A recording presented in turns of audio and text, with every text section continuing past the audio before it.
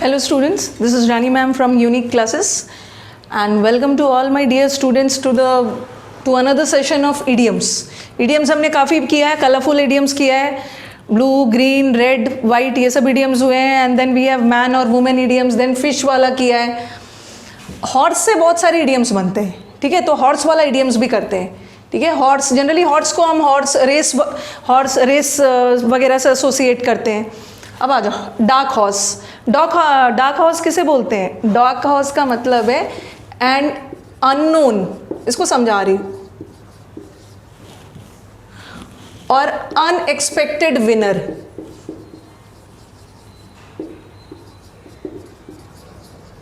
या ऐसे बोल सकते हो dark horse is a person who hides his talent. ठीक है, डार्क हॉर्स ऐसे पर्सन होते हैं जो अपने टैलेंट को एज अ सीक्रेट रखते हैं और बाद में रेस के अंत में, ठीक है, किसी भी कंपटीशन के अंत में वो सारे लोगों को सरप्राइज कर देते हैं. कैसे? अनएक्सपेक्टेड विक्ट्री से. तो डार्क हॉर्स ऐसे लोग होते हैं जिसको शुरू में लोग नहीं जानते, उन्हें उनका टैलेंट के बारे में नहीं पता होता है, बट वो व्यक्ति अपनी टैलेंट छुपाए रहते हैं, अननोन है, लेकिन लास्ट में वो लोगों को सरप्राइज कर देते हैं अनएक्सपेक्टेड विक्ट्री से. लोगों ने सोचा नहीं था कि वो जीतेंगे, बट वो अपने टैलेंट को छुपा के रखे हैं, लास्ट में सबको जीत के सरप्राइज कर सकते हैं. तो डार्क हॉर्स का मतलब होता है अननोन जिसके टैलेंट को लोग नहीं जानते हैं, लेकिन वो लास्ट में अनएक्सपेक्टेड विनर बन जाता है. आप देखोगे एंशिएंट समय में, ओके, पुराने समय में, ग्रीक और लैटिन वाले सब समय में जनरली जो हमारे हॉर्स रेस होता था, तो हॉर्स रेस में क्या करते थे, हमारे जो गैम्बलर्स है जो हॉर्स पे बोली लगाते थे, जनरली वो हॉर्स को डार्क कलर का रंग देते थे ताकि लोग उस हॉर्स की एबिलिटी ना पहचान पाए. ठीक है, और जो बेटिंग रहता है दूसरे हॉर्स पे बाजी लगा देंगे जो हॉर्स डार्क कलर से, ठीक है, डार्क हॉर्स डार्क कलर से जो रंगा हुआ है उसकी एबिलिटी नहीं पहचान पाएंगे, और होगा क्या कि लोग उस पर बेटिंग नहीं करेंगे, सोचेंगे ये हॉर्स में बहुत ज़्यादा गुण नहीं है, दूसरे हॉर्स पे बेट कर जाएंगे, अपनी बाजी लगाएंगे. लेकिन लास्ट में ये हॉर्स रेस जीत कर अपना टैलेंट प्रूव करेगा, अनएक्सपेक्टेड विक्ट्री होगा, अनएक्सपेक्टेड वो जीत जाएगा. लोगों को उस हॉर्स की क्षमता के बारे में उसकी क्षमता के बारे में नहीं जानते थे, लेकिन लास्ट में उसने सबको सरप्राइज कर दिया उस हॉर्स ने अनएक्सपेक्टेड विक्ट्री से. तो डार्क हॉर्स ऐसे लोग होते हैं जो अंत में जाके अपनी कैपेबिलिटी को प्रूव कर देते हैं और कंपटीशन को जीत जाते हैं. तो डार्क हॉर्स का मतलब क्या होता है? जैसे आप सेंटेंस बना सकते हैं, ही was a dark horse in the competition. और ऐसे भी आप इसको याद कर सकते हो, किसी को डार्क में रखना मतलब किसी को अंधेरे में रखना, किसी को अपना गुण नहीं बताना, शुरू में ही किसी को अपने सीक्रेट शेयर नहीं करना, अपने टैलेंट के बारे में किसी को नहीं बताना, डार्क में रखना, अंधेरे में रखना, बट अंत में कंपटीशन के अंत में लोगों को सरप्राइज कर देना अपने गुण से, अपने अनएक्सपेक्टेड विक्ट्री से, अनएक्सपेक्टेडली जीत के. लोगों ने सोचा नहीं था बट आप में वो क्षमता थी, बट शुरू में आपने वो क्षमता को छुपा के रखा, to hide your secrets but later surprise everyone. He was a dark horse in the contest. वो इस मुकाबला में डार्क हॉर्स था मतलब शुरू में लोगों को लगा कि कोई उन्हें जानता नहीं है, वो जीत नहीं पाएंगे, बट लास्ट में अनएक्सपेक्टेडली वो जीत जाते. अगेन आ जाओ, टू बीट और फ्लॉग और डेड हॉर्स. बीट करना, पीटना, फ्लॉग का मतलब भी विप करना. जैसे हॉर्स को विप करते हो ना, हॉर्स को विप करते हो तभी तो हॉर्स भागता है. तो किसी डेड हॉर्स रेस में वो घोड़ा ऑलरेडी मर चुका है और उसे आप विप कर रहे हो कि वो तेज़ दौड़े, तो वो तो बेकार है ना. तो डेड हॉर्स को विप करना, डेड हॉर्स को चाबुक मारना कि वो आगे तेज़ी से भागे, वो गलत है, वो अननेसेसरी है, वो फ्यूटाइल है, बेकार है, क्योंकि हॉर्स तो ऑलरेडी डेड हो चुका है. तो टू बीट और फ्लॉग अ डेड हॉर्स का मतलब अपनी एनर्जी और टाइम किसी ऐसे चीज़ पे वेस्ट करना जो आपको रिजल्ट नहीं देगा. ठीक है, तो इसका मतलब होता है टू वेस्ट योर टाइम और एनर्जी, अपनी टाइम और एनर्जी किसी ऐसे चीज़ पे लगाना है ना जो आपको रिजल्ट नहीं देने वाला है. ठीक है, टू वेस्ट और योर टाइम और energy on something which will not give any success और रिजल्ट. किसी ऐसे चीज़ पे अपनी टाइम वेस्ट करना, अपनी क्षमता को वेस्ट करना जो कोई सक्सेस नहीं देगा, जो कोई अच्छा गुड रिजल्ट्स नहीं देगा, जिसको फ्यूटाइल अटेम्प्ट भी बोलते हैं, बेकार की अटेम्प्ट करना, वाइल्ड गूस चेज। इसका एक और मुहावरे हैं, जैसे टू बीट और टू फ्लॉग और डेड हॉर्स। जैसे मैं एक सेंटेंस बना देती हूँ, ही हैज़ ऑलरेडी डिनाइड, उसने ऑलरेडी नकार दिया है, अब उससे बात करने का कोई फ़ायदा नहीं है। It's like flogging a dead horse, ठीक है। He has already denied, okay, now no, he has already denied, और लिख लो, no need to convince him. It's like flogging a dead horse, ये अलग सा है, ओके। इसका मतलब क्या है कि उसने, ही हैज़ ऑलरेडी डिनाइड, उसने ऑलरेडी नकार दिया है, उसने मना कर दिया है। No need to convince him, उसे फिर से कन्विंस मनाने की ज़रूरत नहीं है, उसे मनाना तो वही बात हो गई। It's like flogging a dead horse, किसी ऐसे चीज़ पे अपनी टाइम और एनर्जी वेस्ट करना जहाँ से कोई सफलता नहीं मिलने वाली है, ठीक है। अब आ जाओ, put the cart before the horse, horse के आगे कार्ट, जैसे हॉर्स कार्ट होता है, हॉर्स कार्ट किसे बोलते हैं, घोड़ा गाड़ी। हॉर्स कार्ट इज घोड़ा गाड़ी, जनरली घोड़ा पहले होता है, गाड़ी पीछे लगी हुई होती है। अगर आप गाड़ी को ही हॉर्स के पहले डाल रहे हो तो ये तो गलत है, ठीक है। You can not put the cart before the horse, horse के पहले गाड़ी डाल रहे हो, इसका मतलब है you are doing things in a wrong order, ठीक है। गाड़ी जब भी रहेगा वो घोड़ा के पीछे ही रहेगा। तो the put the cart before the horse, horse के आगे कार्ट डालना means do things in a wrong order, कोई भी चीज़ को गलत ऑर्डर में करना, ठीक है। जैसे आप कहीं ट्रिप पे जा रहे हो, तो ट्रिप पे जाने के लिए पहले तो आप ट्रिप प्लान करोगे, फिर टिकट्स करोगे, ऐसा नहीं है ना, पहले टिकट्स कर लिया उसके बाद ट्रिप प्लान कर लिया। इसका मतलब क्या हो जाएगा, it's like putting the cart before the horse, okay. Put the cart before the horse मतलब do things in a wrong order, गलत ऑर्डर में थिंग्स को करना। जो चीज़ आपको पहले करना चाहिए था वो आप बाद में कर रहे हो। जैसे पहले आप घोड़ा के आगे गाड़ी नहीं डालोगे ना, घोड़ा के पीछे आपका गाड़ी होगा।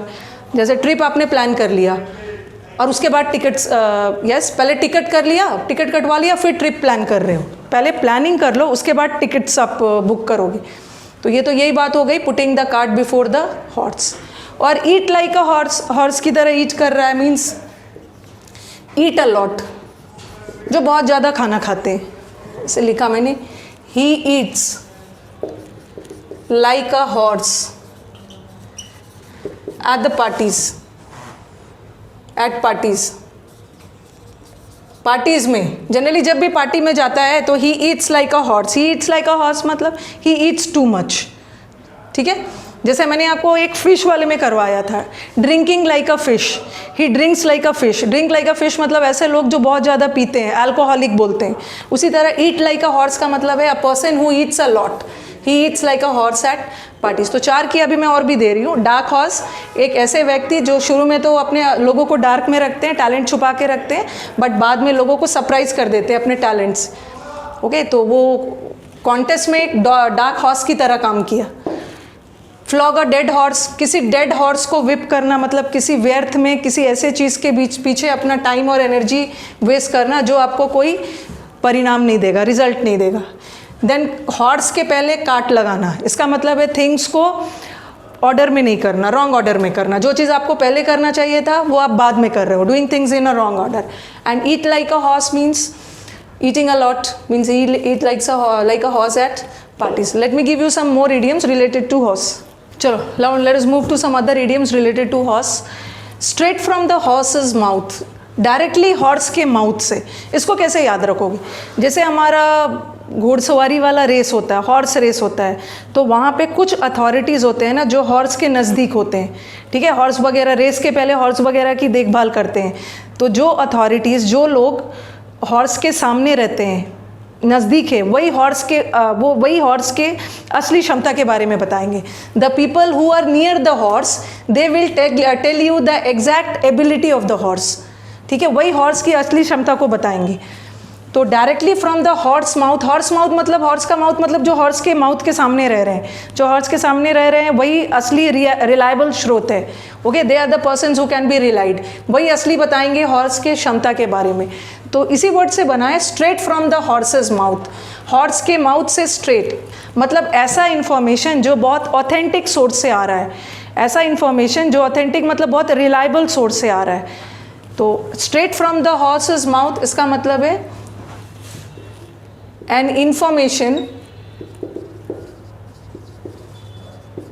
कमिंग फ्रॉम अ रिलायबल, जो इंफॉर्मेशन है वो ऐसा व्यक्ति से आ रहा है, ऐसा रिलायबल व्यक्ति है उसकी तरफ से आ रहा है जिसे हम आराम से भरोसा कर सकते हैं, रिलाई कर सकते हैं। N information coming from a reliable और authentic source.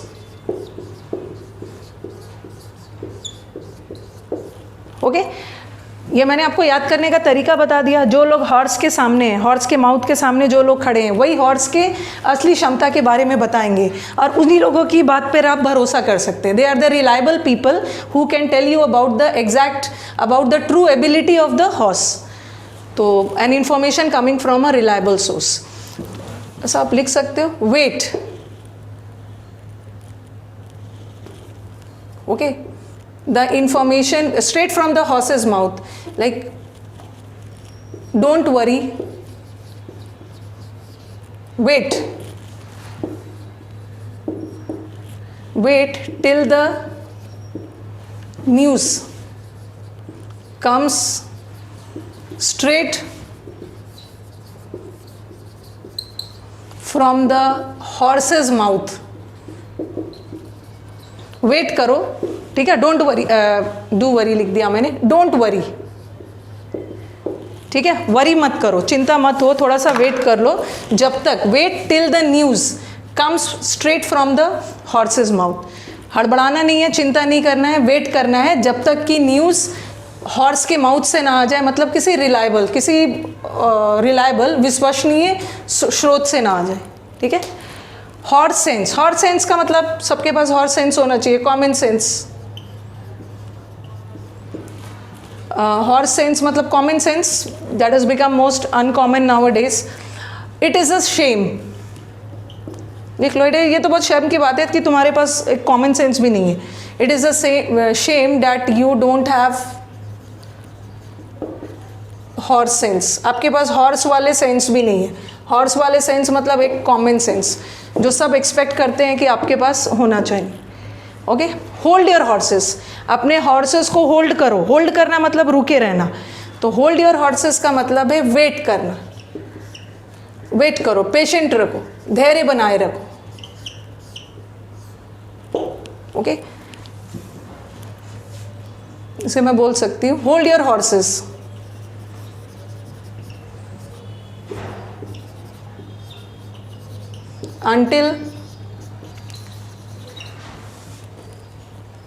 until you get the results। जब तक रिजल्ट नहीं मिल रहा है तब तक आपको वेट करना है, धैर्यता बनाए रखना। होल्ड योर हॉर्सेस का मतलब है wait patiently, hold your horses until you get the results. And then that is horse trade. Horse trade पुराने ज़माने में हॉर्स ट्रेड मतलब हॉर्स का बाइंग एंड सेलिंग।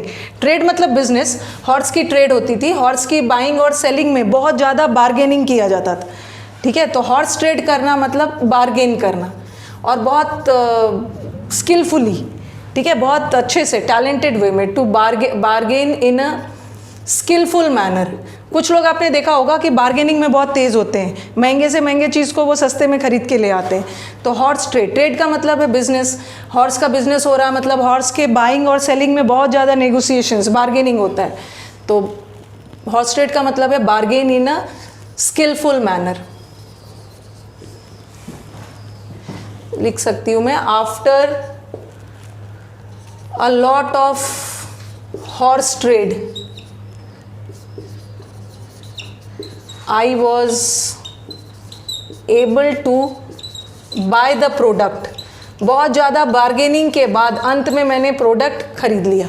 ओके, तो चलो आ जाओ, straight from the horse's house, horse's mouth, horse के माउथ से स्ट्रेट आना मतलब कोई भी इंफॉर्मेशन विश्वसनीय स्रोत से आना, you are getting any information that too from a reliable और ऑथेंटिक सोर्स।